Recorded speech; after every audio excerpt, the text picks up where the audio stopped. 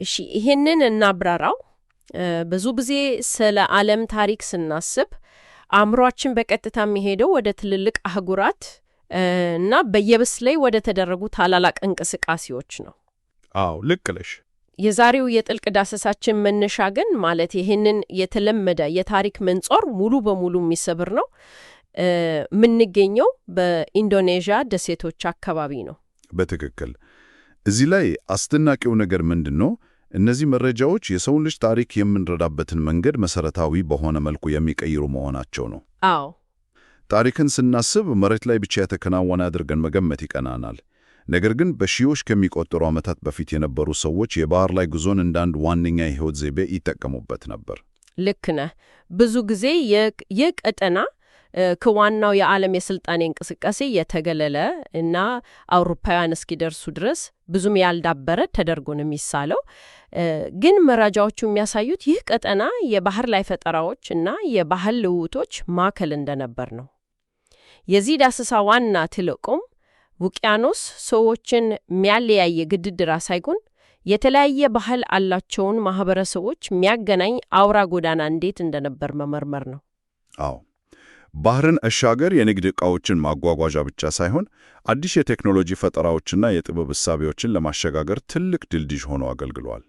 ይህንን ስንረዳ የሰው ልጅ የፈጠራ አቅም ምን ያህል ጥልቅ እንደነበር ይበልጥ ግልጽ ይሆንልናል። ታዲያ ይህንን ጉዞ ከጅምሩ ለመመለከት ወደ ኋላ ከ45,000 እስከ 50,000 ዓመታት መመለስ ይኖርብናል። በጣም የራቀ ጊዜ ነው። አዎ የመጀመሪያው የሰዎች ፍልሰት ወደ ጃቫ እና አካባቢው ደሴቶች የተካሄደው በዚህ ወቅት ነበር።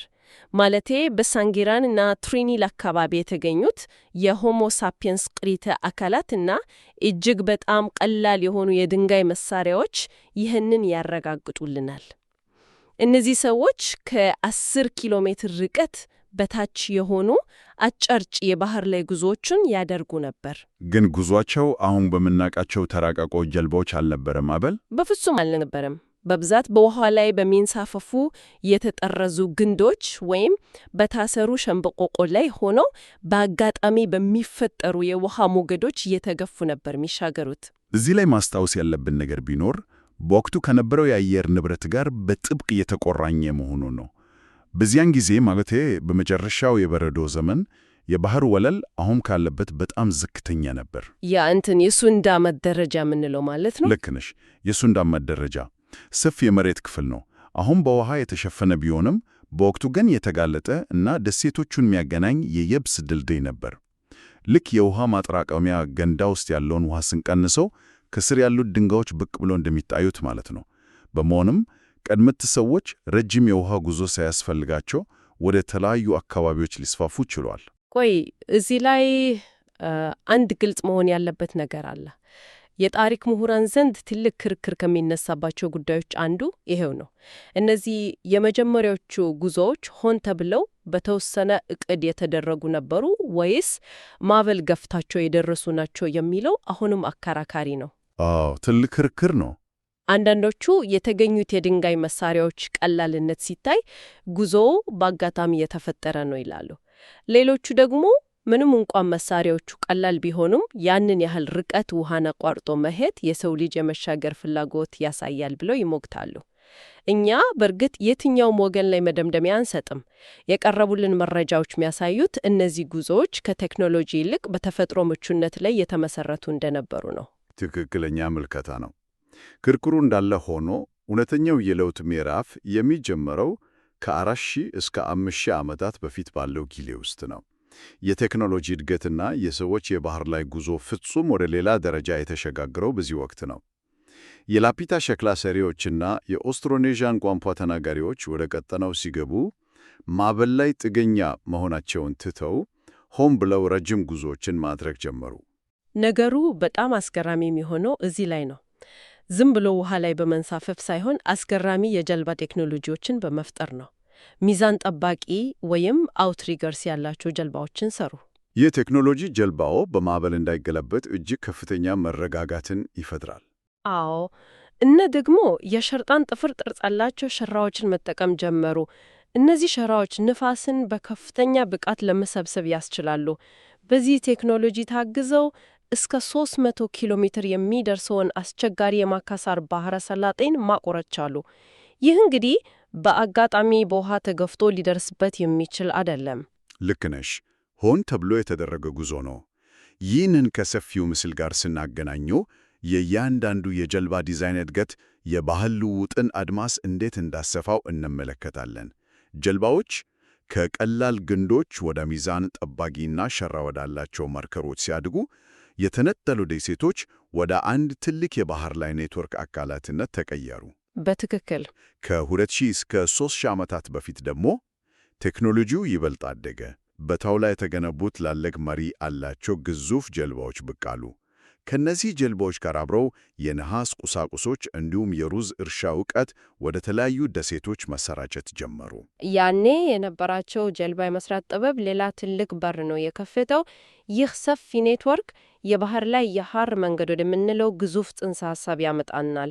አዎ፣ ስለ ሐር መንገድ ስናነሳ ብዙ ጊዜ ወደ አእምሯችን የሚመጣው በየብስ ላይ በገመልና በፈረስ የሚደረገው ታዋቂው የንግድ መስመር ነው። ነገር ግን ይህ የባህር ላይ የሐር መንገድ ፍጹም የተለየ ነው። በየወቅቱ በሚነፍሰው የሞንሶን ንፋስ የሚመራ የህንድ ውቅያኖስን፣ የደቡብ ቻይና ባህርን እና የምዕራብ ፓሲፊክን የሚያገናኝ እጅግ ሰፊ ኔትወርክ ነበር። ከዚህ መንገድ ጋር ተያይዞ የሚመጣው በጣም ማራኪ ሐሳብ ደግሞ ከመደበኛው የንግድ ልውውጥ በተጨማሪ ይህ መንገድ የጥበብ ሶፍትዌር ለማስተላለፍ ያገለግል የነበረ መሆኑ ነው። የጥበብ ሶፍትዌር? አዎ፣ ይሄ አገላለጽ እጅግ ገላጭ ነው።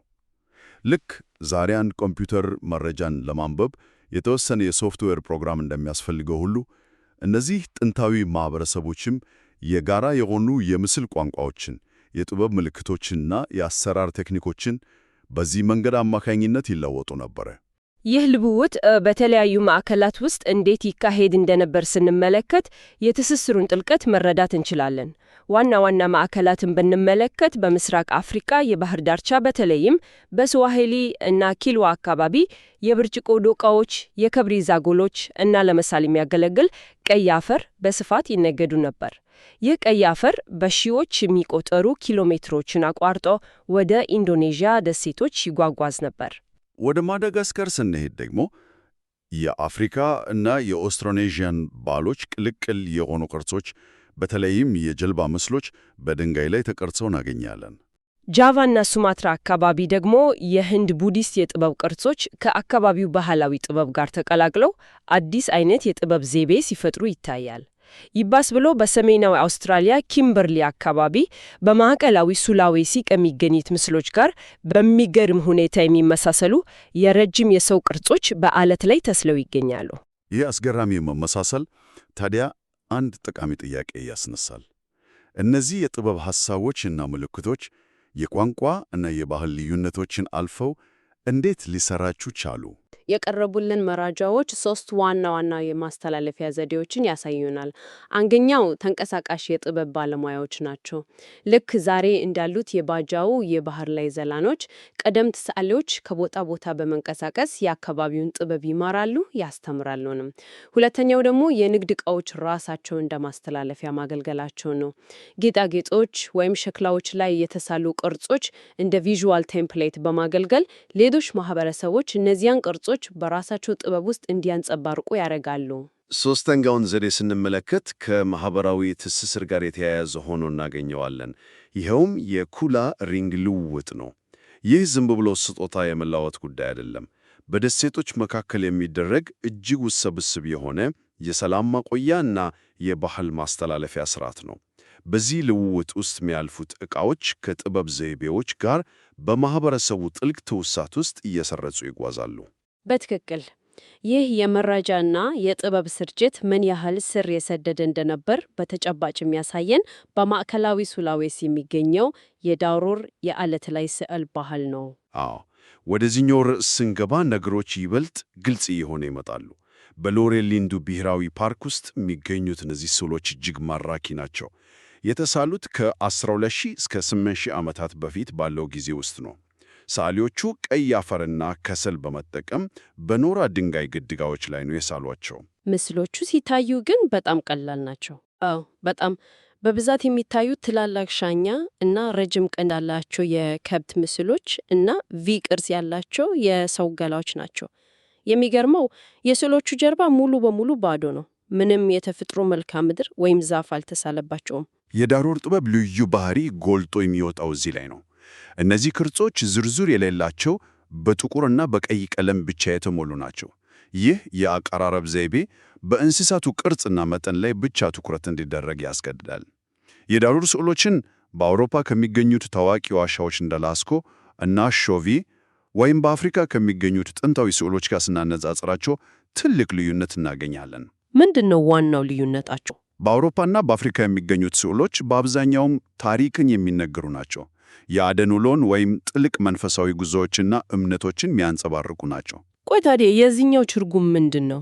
ታሪክ የማይነግሩ ከሆኑ፣ መንፈሳዊ ጉዞን የማያሳዩ ከሆነ ለምን ተሳሉ?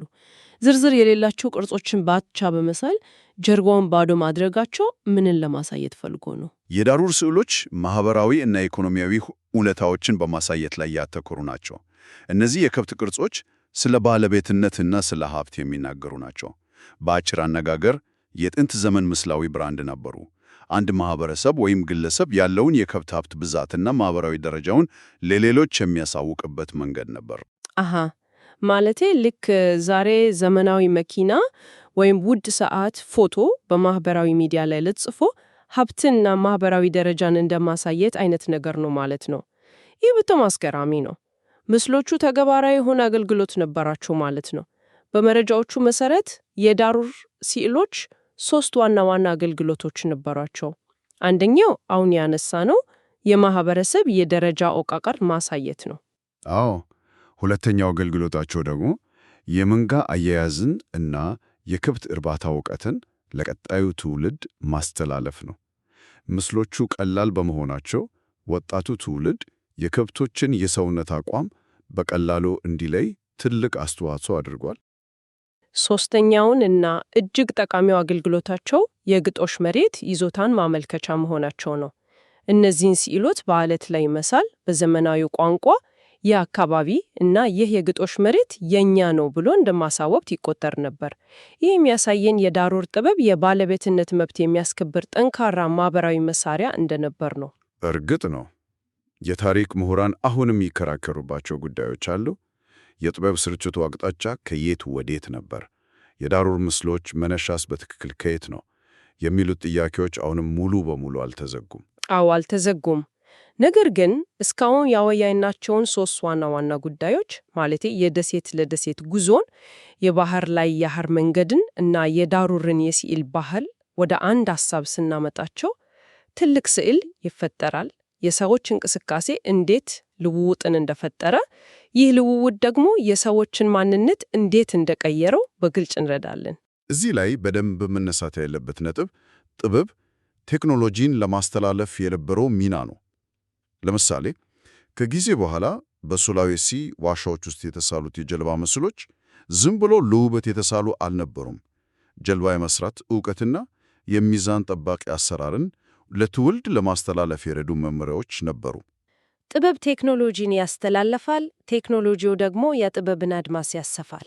በትክክል ይህ ቀጠና የውጭ ተጽዕኖችን ዝም ብሎ የሚቀበል ሳይሆን እጅግ የላቀ የፈጠራ ማዕከል እንደነበር ያረጋግጥልናል። ይህ ማህበረሰብ ውቅያኖስን እንደ ማገጃ ሳይሆን ዕውቀትን እና ጥበብን ለማስተላለፊያ እንደ መገናኛ አውራ ጎዳና ተጠቅሞበታል። አዎ፣ ይህ ደግሞ የጥንታዊ ማህበረሰቦችን ዕውቀት በአዲስ ዓይን እንድንመለከት ይጋብዘናል። ከምንም ተነስተው ዓለምን ያገናኘ ኔትወርክ መፍጠራቸው የሰው ልጅን የማሰብ አቅም ቅልጭ አድጎ ያሳያል። ይህንን ውይይት ከመቋጨታችን በፊት አንድ አዲስ አቅጣጫ የሚከፍት ሐሳብ ላንሳ።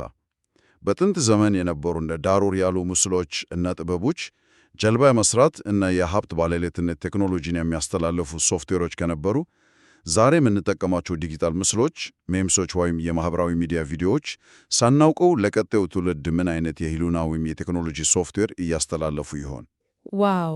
ይህ በጣም ጥልቅ እና እንድናስበበት የሚያደርግ ጥያቄ ነው። ለዛሬ ያዘጋጀነው የጥልቅ ዳሰሳ ዝግጅታችን ይህንን ይመስል ነበር።